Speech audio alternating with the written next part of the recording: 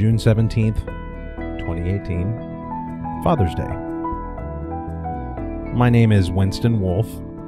Not really, but that's the name I'm going to go by for the duration. I'd like to kind of keep this a little bit private as far as my real name, my family's name, my location, things like that, because this podcast, which I wasn't even sure if I was going to do in the first place, but this podcast is going to be about my personal journey in the search for my birth parents.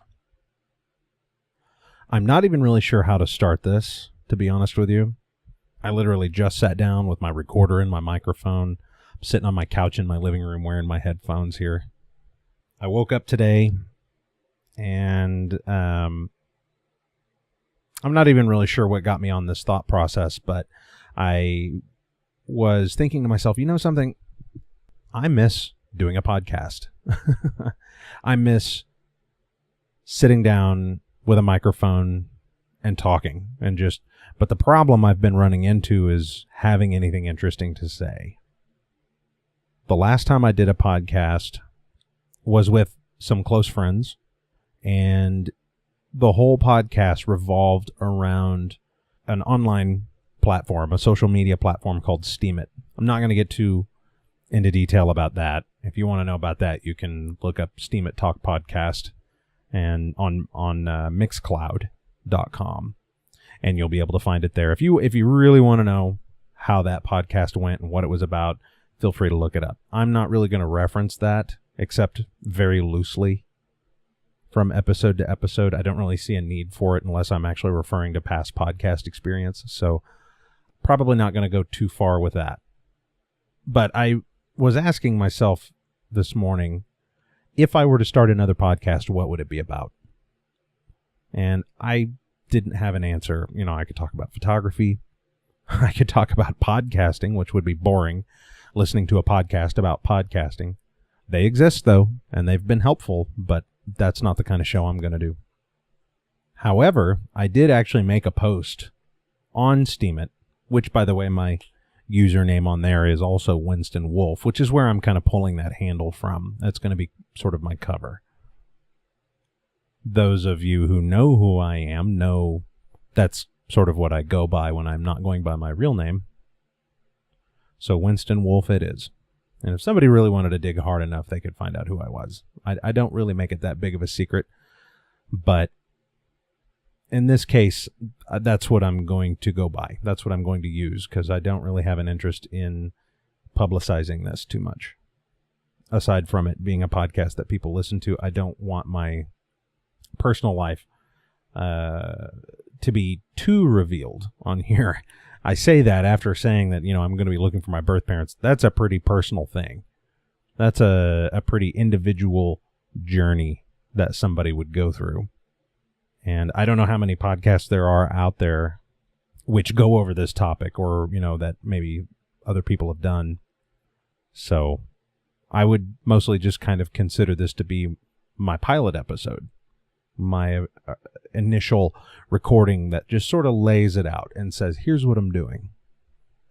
If you feel like you're interested in following me in further episodes after this, then here you go. Here's what it's about. I will be 39 years old next month, and I was adopted as an infant. I was literally about a week old. So the parents that raised me have had me since then. They were fantastic. They are mom and dad. They always will be. My dad passed away 4 years ago, about 4.5 years ago. And mom passed away last September. So it was about 9 months ago. It was really hard, as it would be with anybody who loses their parents. They were my parents. That's just how it is. They were mom and dad. I've got a lifetime of memories being brought up by them. And my sister and my brother as well, who all of us were adopted. Me and my sister from birth, and my brother when he was a teenager. and my sister has expressed interest in going down that path herself. The state we live in, we live in Missouri. On January 1st, the governor enacted the Missouri Adoptee Rights Act, MARA, and that was actually enacted in, I believe, July of 2016, but it didn't actually go into effect until January 1st of this year, 2018. So about a year and a half. I didn't learn about it until November. It was a couple of months after Mom passed away. And I immediately told my sister about it. And basically what it is, for those who were adopted at any point, I guess, probably at birth, they now have the ability to submit a notarized form to request an uncertified copy of the original birth certificate. This is the birth certificate that gets created prior to adoption. So no adoptive parents are on it. It's only the original parents. And anybody who requests that information, they can pay the fee, which I think is like $13. They get the form notarized, and then they submit it, and they should be able to get a copy of that uncertified original copy, unless the original birth parents submit their version of a form which says, I would like to remain anonymous. Please protect my privacy.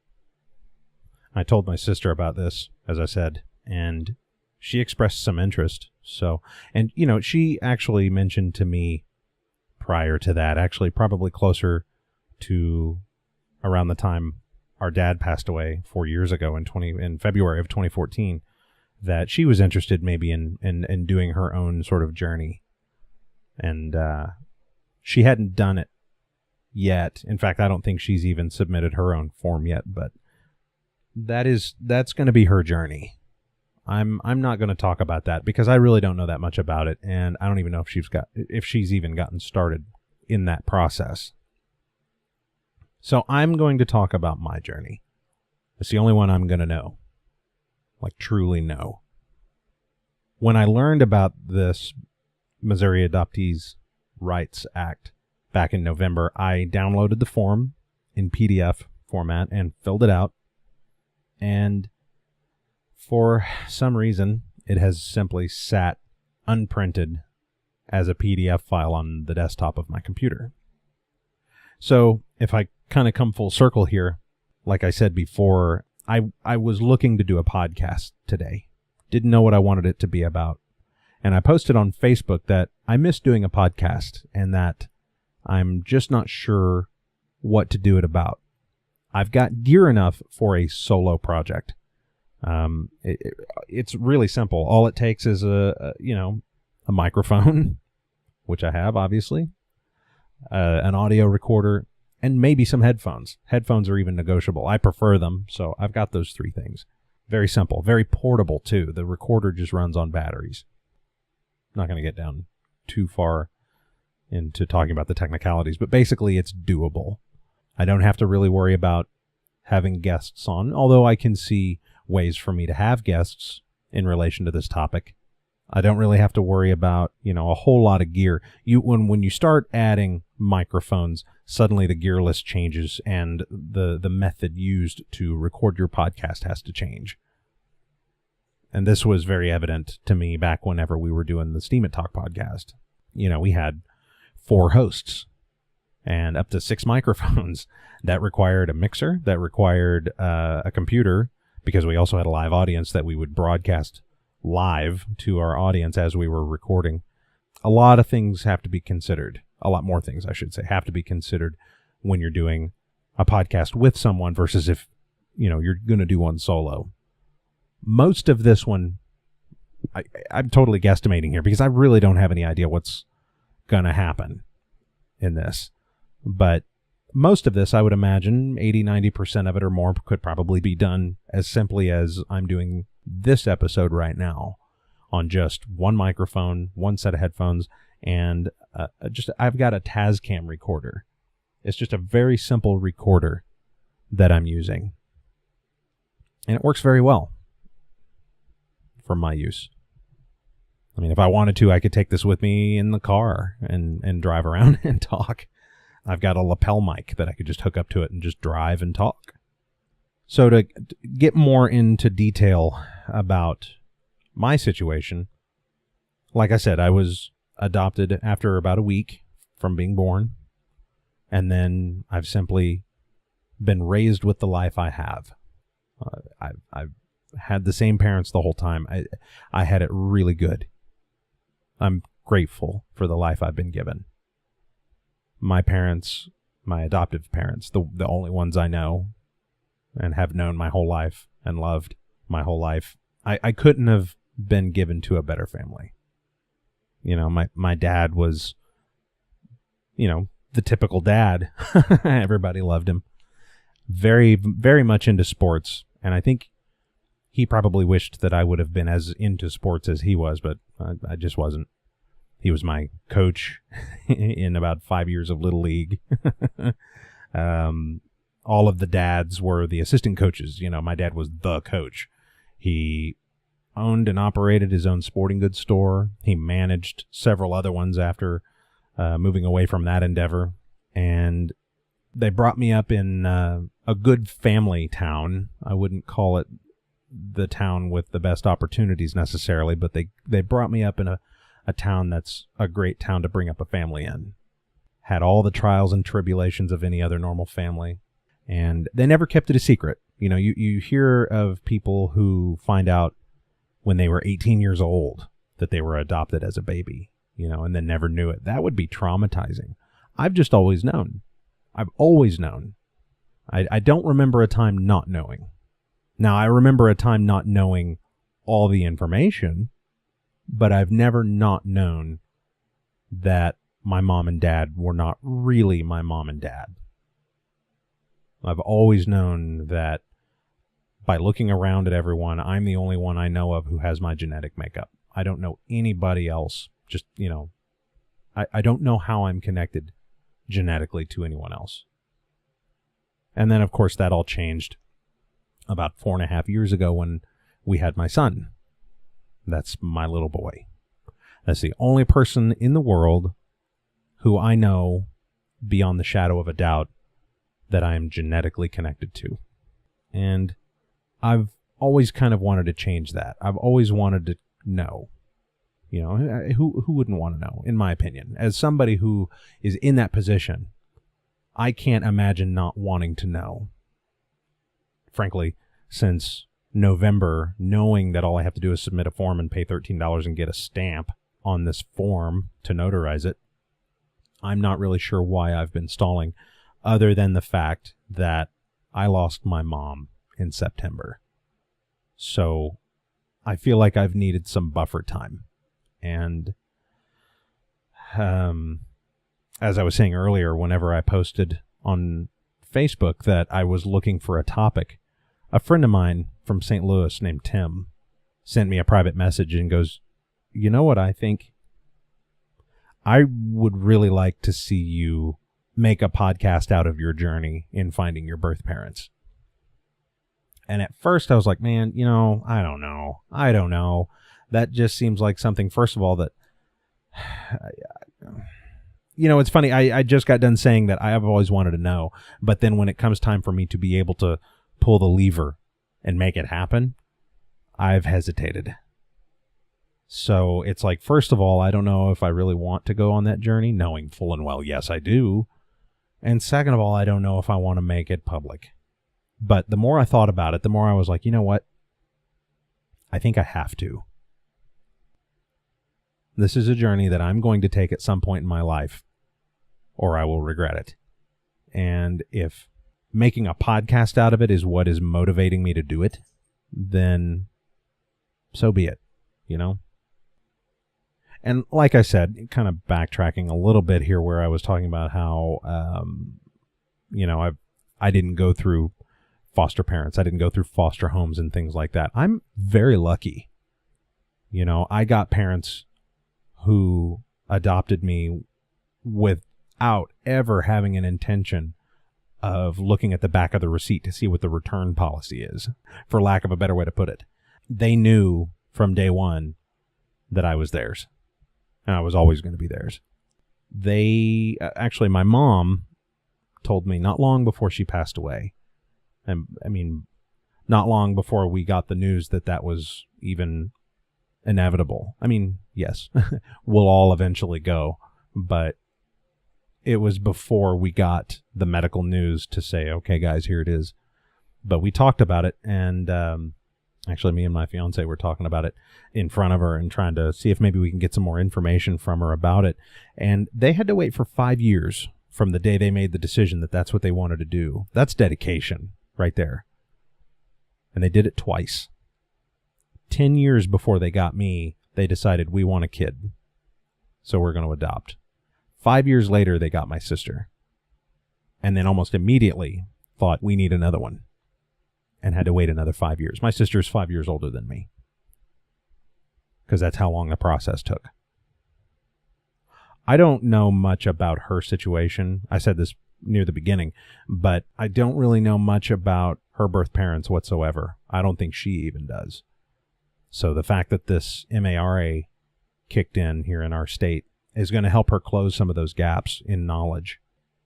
Me, on the other hand, I have bits and pieces, small bits and pieces, but, bits and pieces nonetheless.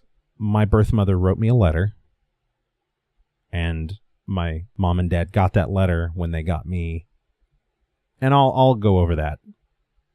I'll pull the letter out and I'll read it.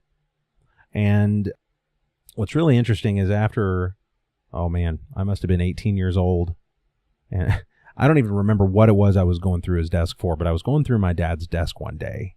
I must have been 18, 19 years old, like I said. And I must have been looking either for my birth certificate so I could, use it as a form of identification so I could get a job or something. I'm not even sure I remember why I was there. I might have been looking for a pen. And I was going through his filing drawer. He had a file for everybody in the family in that filing cabinet drawer of his in the desk. And I found my folder and was kind of going through it. And he had all the typical stuff in there that you would keep of your kids' stuff, like some of my grade cards and some old tax documents I think he helped me with, and, some memorabilia, some keepsakes. And I found one particular sheet of paper which gave me a list of nationalities on my birth mother's side and a very short visual description of my birth father. That blew my mind. I didn't even know that piece of paper existed. I found a sliver of information regarding my birth identity. I don't call it my real identity. Nobody has a real identity. They have an identity that they cling to. And I have two of them. One of them I know all about, and the other one I know virtually nothing about.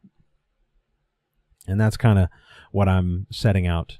I'm hoping that I will be able to do, is to fill in a lot of the gaps. Now that I've got my own little boy, I feel like I need to know. For my sake and for his sake, for medical reasons. I want to know about my family tree, my real one, my genetic one. I know a lot about my adopted one, and I'm proud of that one. But I have two family trees. One that I have assumed, and one that I am genetically, naturally linked to. And I'm missing one. I need to know what it is. There's all kinds of questions that I've wondered about my whole life, and I'm prepared to deal with whatever the outcome is. And the people that I've talked to about, as far as learning who my birth parents are and learning about my genetic origin, is, I've had some people, and none of these friends of mine who have said this to me are adopted, so it's like they don't really know how to react. They think it's a huge thing, and it kind of is, but from my unique perspective, amidst all my friends, I downplay it. It's like, no, it's not that big a deal. It's a thing, and I need to know more about that thing. But they're all like, whoa, be careful with that, man. Make sure your emotions can take it. And I'm not going to lie. This is going to be an emotional roller coaster on multiple levels. But I have questions. Are they good people? Should I be prepared to find a stack of mugshots or something, or do they even want to be found? Are they even still alive? I don't have any idea. No clue. Have I met them and not known it? Do I have any siblings? What about aunts and uncles or grandparents? I don't know. Wouldn't you want to know? Considering all of these questions, after fully thinking about all of these questions, I've come to the conclusion that, honestly, none of those questions truly matter. I want to know, but they're ultimately moot. The only thing that would be truly disappointing to me is if after, or even, after submitting the form, after finally making the decision to do this, being denied that birth certificate. And that can happen because along with the adoptees being able to submit their form to request their birth certificate, on the flip side of that coin, the birth parents also have the ability to submit their own form to request that their information be kept private. So, I don't know. I just need to know. I didn't really set out to do a podcast about this journey when I woke up today. I just thought, you know what? I miss the microphone. I miss having a show like this that I can put together that actually has interesting content. And thanks to Tim and some support from my fiance, I think I have that topic now. And it's a little bit more serious, a little bit more somber than maybe what I thought I would want to do. But the more I think about doing this, the more I think I want to do it like this. I may decide to leave things out depending on what I find. I don't know. I don't have a clue yet. I guess that's kind of the whole thing. As a pilot episode, I don't really know what all to include besides just saying, here's kind of an outline, an overview of what I want to do, and I'm trying to keep from divulging too much information. But I imagine I'll probably talk a lot about my adoptive parents and, a lot of the experiences that we had. I imagine I will talk about mostly what I find as I'm on my search. As far as, I'll go over what it takes to fill out the form. I'll go over, what it took to get it notarized. And, people get things notarized all the time. That's not necessarily a big secret or a big thing you have to, worry about. Because, you can get things notarized all the time. You can get you can find a public notary at the UPS store or at a bank. They're all around. It's just a matter of going in there, having it done, and then sending it off. I'll talk about what I get back. I imagine there will probably be some decent time gaps between episodes, depending on if I have to wait for something. And really, I'm not sure if I should think of it as ironic or poetic that all of this sort of culminated into a plan today. Because like I said, it's Father's Day. In fact, I actually have a trip I need to make today. I need to go see Dad. The fiance and the boy are gone right now for Father's Day today. They wanted to let me kind of have some alone time in the house, which I'd really wanted. And so that's what I'm doing. I'm utilizing this time right now to put this together. I have a feeling I'll probably be spending a little bit of time in the car. Mainly just because I have an office and I can close the doors and I can do my little podcast, but I can be heard. And that, I don't know about you, but that creates a sort of teacher watching over the shoulder sort of feeling to me, even if they're across the house. We don't have a very big house, and I can be heard pretty decently because my voice carries. So just as a little recording tip for anybody looking to maybe do a podcast or something like that, if you have a garage and you park your car in the garage, get in your car, close the windows, close it up, and your garage is already probably pretty quiet. And then inside your car, you've got all that upholstery, which acts as sort of sound absorption, and it makes for a wonderful sound booth. So that's something I've thought about doing, spend some time in the car. It's really hot right now, though. I mean, we're in the middle of June. It's starting to get up in the 90s and 100s. But there's a good possibility that's what I'll probably be doing. So if I get away with good enough sound to create a podcast after doing all of that, then that's all I could ask for. In fact, just listening to this right now through the headphones as I'm talking live, it doesn't sound too bad in my opinion. But I digress. And honestly, I don't even know what to name this podcast yet. I don't even know if it'll have more than a handful of episodes. It might. I don't know. I guess it just depends on if I have something to say. So all I can really ask is hang around, stay tuned, be with me when I find these things out. I don't know what I'm going to find out any more than you do. So consider that episode, we'll call it 00, the pilot. And we'll see what happens from here. So thanks for sticking with me so far. Hopefully I'll have you on the next episodes. And I could use the company. This is a really good way for somebody who doesn't want to go through this alone to have people sort of join them on that journey. I've got my fiance and my little boy who will be with me, but if I can help anybody else in a similar situation by recording my process, recording my journey, recording my research, and, just really kind of breaking down what it is I'm doing as I'm going through it, maybe this can give the motivation or the courage to someone in a similar situation to find their own origins, to find their own birth parents. I can't guarantee what those people will go through. I can't even guarantee what I'm going to go through.